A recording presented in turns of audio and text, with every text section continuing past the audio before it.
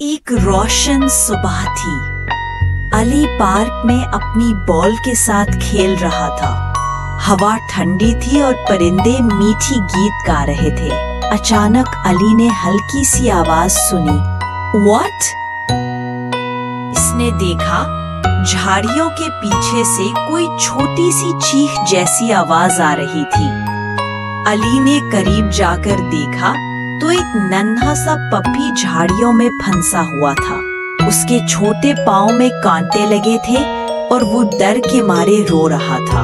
अली ने प्यार से उसके पाँव से कांटे निकाले और नरमी से कहा, डर मत छोटे, मैं यहाँ हूँ। पप्पी ने अली का हाथ चाटकर अपना शुक्रिया अदा किया। उसकी पूंछ खुशी से हिल रही थी। अली ने पपी को अपनी गोद में उठाया और कहा, चलो मेरे घर, मैं तुम्हें दूध और प्यार दोनों दूंगा। घर पहुंचकर अली ने उसे दूध पिलाया और एक नर्म कंबल में सला दिया। पपी ने खुशी से आंखें बंद कर ली।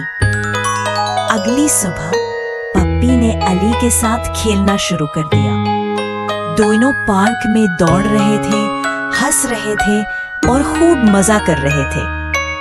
एक दिन अली की बॉल छोटे से तालाब में जा गिरी। पप्पी फौरन भागा, पानी में कूदा और बॉल निकालकर अली को दे दी। अली ने मुस्कुराकर कहा, जो दूसरों की मदद करता है वो कभी अकेला नहीं रहता। कहानी का सबक, नेकी और मेहनत हमेशा वापस आती है। Subscribe for more videos.